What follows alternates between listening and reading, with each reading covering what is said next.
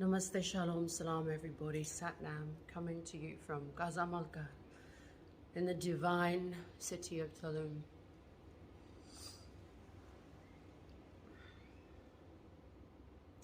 I drove to Calakmul and Palenque. I haven't really shared much of the videos with you because it was a long drive, it was tiring, and a lot happened. I remember when I got to Calakmul after a 5.5-hour drive. When you go there, there's a long road which is about 1.5 to 2 hours long. It's a one-way road. You drive slow. And when I drove in, I saw millions of white butterflies. I was so shocked at how many white butterflies there were. I've tried to film them as well as I'm driving.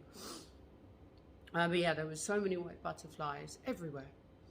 And for the whole 1.5 hours, sometimes they were dancing in threes, but there were white butterflies everywhere, and it was beautiful. And eventually when I got to Calakmul and walked to the pyramids, and it's a big pyramid complex, I was looking to feel some energy, and I didn't. I even climbed up halfway up a pyramid, and I just felt fear and anxiety. So I came straight down. And I thought it was because I was a bit scared of heights, but I've climbed on top of other pyramids, so, and this I guess wasn't as tall as Ekbalam where I went up. Anyway, there's quite a few pyramids there. I went to quite a few of them, but you know, quickly. I didn't want to spend my time there. I just actually wanted to get out as soon as possible, and I did. And as I was driving out, I didn't see any more butterflies, and I just wanted to go back to Tulum and come back here. And then I stopped off because I hadn't eaten, so I stopped off for some lunch. And then I Googled La Palenque, which was the second place I was supposed to go to. And Palenque is like 4.5 hours away, or 4 hours away from where I was, or I go back to Tulum and it would be 6 hours. So I decided, okay, you know what, you're super tired. I just want to go to sleep and lie down and rest. So I went to Palenque.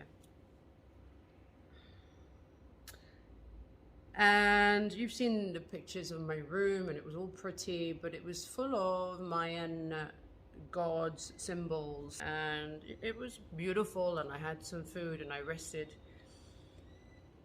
And the next day I got up and I went to La Palenque. I had a guide, and the land is beautiful. It's fertile. The land is beautiful. But there was no energy at these pyramids. There was nothing. In fact, I felt nothing but anger. And I did some work there with crystals. I closed some portal up there and cleared some of the ancient codes that were laid down there. And obviously during my tour, I understood who Pacal was. And I'd never heard his name before. And Pacal was apparently the great lord of the Maya. And I didn't understand why at such a beautiful site I felt no energy. I just felt anger. And I then went back to the hotel, and in the hotel, the owner has various art carved into stone which depicts some of himself as a Mayan god. And one of the things I learned on my tour is that if you see Mayan art and there's somebody like this, it means they're a slave. So there was him doing this to someone, and there's a slave. And I said, oh, who's that? He said, that's me, and that's my architect. I said, well, why is he doing that? Because that's considered slaves. He said, oh, because he's on a lower level than me because he's working for me, which I didn't understand. I don't understand that concept of someone being on a lower level as you because of their job. Anyway, I then started to get information. My higher self started to unlock codes within my DNA. And I said, oh, I wonder if Pacal is an Anunnaki. Because there are a lot of, again, reliefs and images. And on his own coffin was like the art of what looked like him in a spaceship.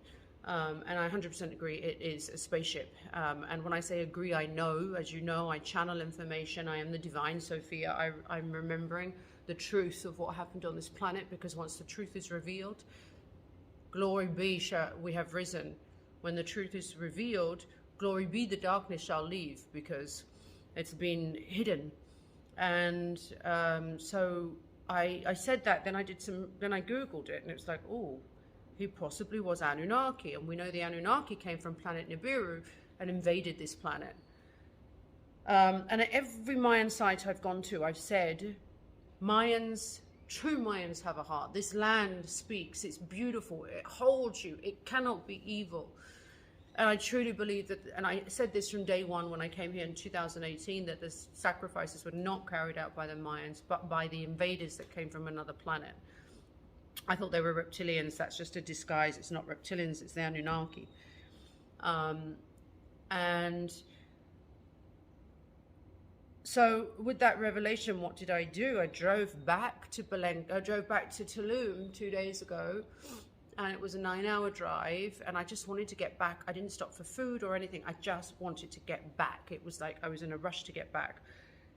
And I felt horrible. I just felt horrible.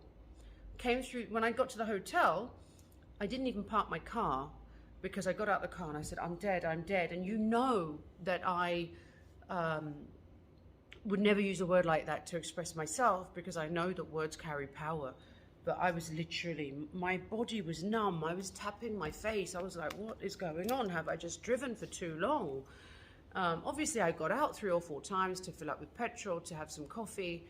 And I literally ran through reception, and this is a boutique hotel. Everybody knows who I am now, and I've been here for a long time. So they're my friends, and I didn't even stop to talk to them. I went straight to the bar, and I said, look, I feel so numb. I need something. And I said, just give me some tequila. I need to start my circulation up. I think I've just been in the car for too long. I said, I think I'm going to faint. I'm going to pass out. So they gave me this tequila, and you know, I don't really drink. I just have wine and champagne occasionally. And then I had the tequila, and I started to feel my circulation coming back. Then I needed to dance, so I really just needed to wake this body up. The next day, which was yesterday, which is the first day of the full moon, and we're also coming into Holi and spring, and my body was aching so much, and it was like, oh, I need to get, I thought I needed a chiropractor. Went on Google, found this woman who's an osteopath, and I found her in the middle of the jungle somewhere. She's in the middle of Aldea Zama, beautiful, beautiful, beautiful soul. When I got there, I was waiting outside. I was greeted by her dogs, and then when I went into her room to be treated, we ended up chatting for half an hour about spirituality, only because she said, you didn't come alone, did you? And I said, no, what do you see? She said, you've got so many guides, so many angels. I said, yeah, not many people see them, but I have thousands of angels always with me. And she saw them. And then I looked into her eyes, and then I started to get a download, and I was just like, looked at her, and then I just went, Flora, you're here, you're stunning. And I couldn't stop looking at her. She was my daughter, Flora. She's the goddess Flora. Her name is Jelena, or Helena, and but I just said Flora. And I said, you're the goddess of all the flora and fauna. You're the midwife. And she activates the chlorophyll in the plants, because the chlorophyll takes the light and gives you the light codes that you're meant to have. And these are codes of abundance, which have now been activated, dear ones. Beautiful. So she is that goddess who activates the chlorophyll, so that the light may reach you all. These are light codes of abundance. Light is love. Light is abundance. Light is, that's it. That's all you need to know. So I activated her, the goddess Flora, once again, so that she might do her work. So so I got all of these codes for her, and she was then activated. Then there was an incredible reunion, and then she said, let's get to work where all the aches and pains are. And she took me through some prana breathing, and because it was my shoulders, it was my neck and my legs and my feet. And so she started doing things like this, and then I started to see babies, children. And I'm lying on my front like this, and she's doing this work. And at one point she went like this, and she said, squeeze my hand. And then I said, you're taking the babies out of my body. I've picked up all the babies from Belenque and Calakmul, the child sacrifice, the babies. And I picked all their souls up, and you're releasing them. So they were all in my body. They'd all jumped in my body.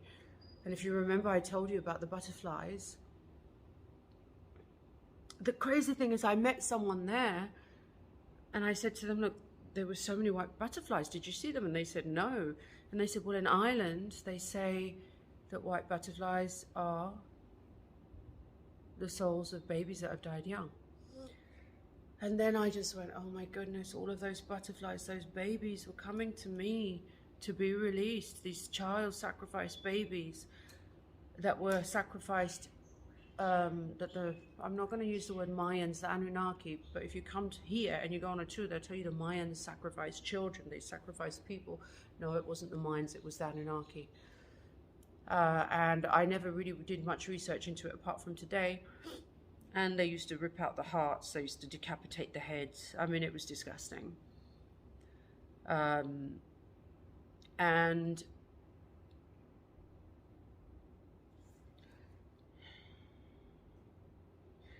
I literally saw the faces of every single one of these babies in my body, and as she was doing this, they were coming out. And then I said to her, when you do this, and you've asked me to squeeze, I need you to do this, release them up. And she did that. So I was reminding her what she could do, and as she did that, the babies, I just saw the heads of the babies, and then they had wings. So we'd release them all into grace.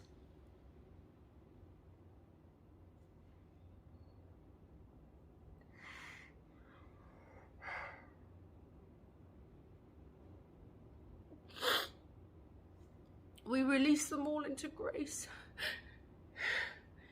I'm feeling, I didn't even know that I'd picked up these babies. I didn't even know that I picked up these babies. But I know when I came back to the hotel, I felt dead. Because I was carrying these babies. They were dead. They'd been decapitated, sacrificed. And you know, I think one of the hardest things I've met, the shaman I sat by the fire with, he loves Pacal. So Pacal is this so-called Mayan god who required the child sacrifice. And I'm sure there was also paedophilia going on.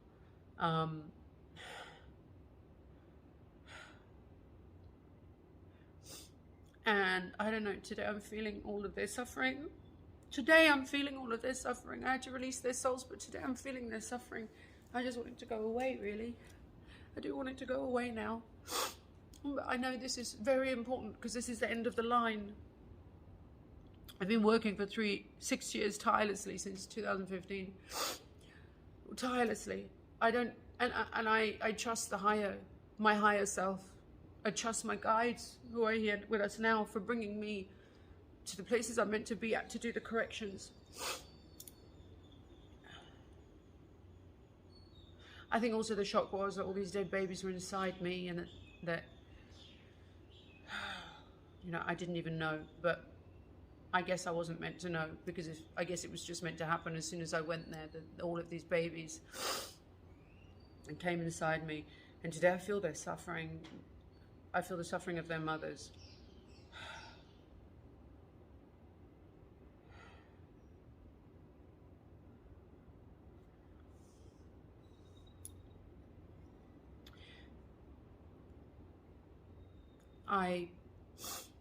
I'm sorry that this ever happened.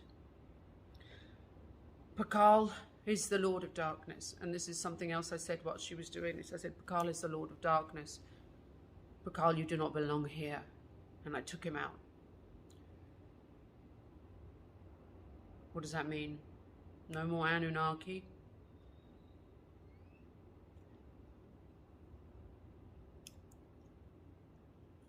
No more child sacrifice, no more paedophilia to feed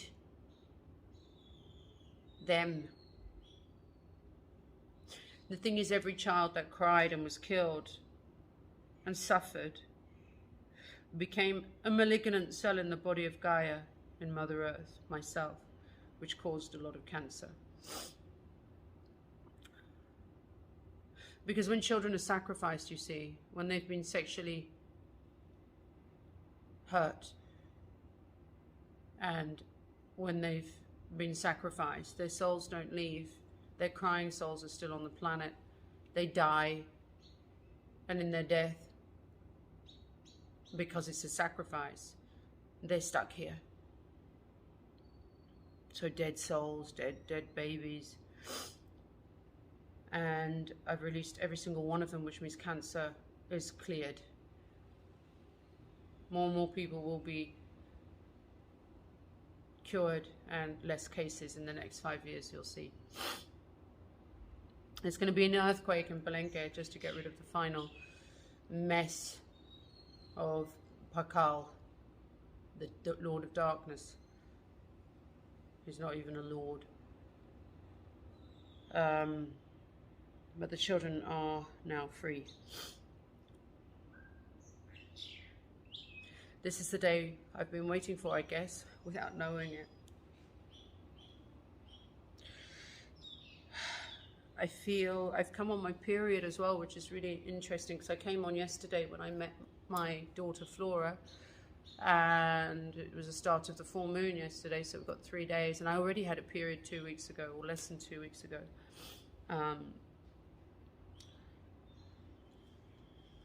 This is the Holy Land. This is the land where we created all that matters, all that is matter, all of you. The song of Gaia. And then they came and wanted to distort it with screams. This is your true history, children. I am going to rest today. I'm going to listen to my body. Maybe I need to go to a cenote just to help clear the rest of the suffering. I really don't want to feel it. I don't want to feel it. I don't want to feel it. But the things that they did, they ripped out beating hearts from babies.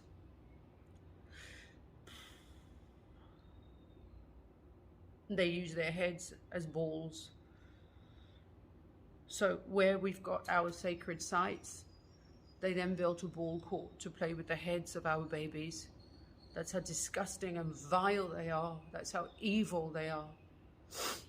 And the crazy thing is, I've met a couple of people like, yeah, Pacal, he's our God, we love him. I'm like, how can you love something that killed children? How? Who ripped out the beating hearts and used their heads for ball games? How? This is the brainwash program.